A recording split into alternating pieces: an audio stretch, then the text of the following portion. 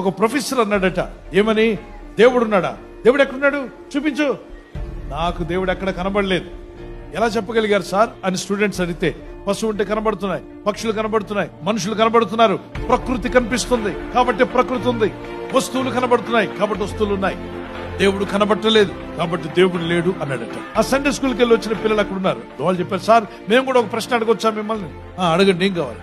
మీరు ఏమి వాడి దేవుడు లేడని చెప్తున్నారు సార్ అంటే, కామన్ సెన్స్ వాడే అన్నాడు. అప్పుడు అక్కడ స్టూడెంట్ నిలబడి, సార్ మీ కామన్ సెన్స్ ఎర్రగా ఉంటుందా తెల్లగా ఉంటుందా ఇప్పుడు నేను చూశారు సార్ అని అడిగాట.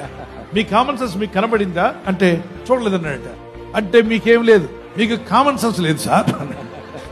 నువ్వు గాలిని చూడకపోయినా గాలి ఉందండి అని నమ్ముతున్నావు కదా, ఆ గాలిని చేసిన దేవుడు నీకు కనబడకపోయినా ఆయన ఉన్నాడు అని నీవు నమ్మాలి.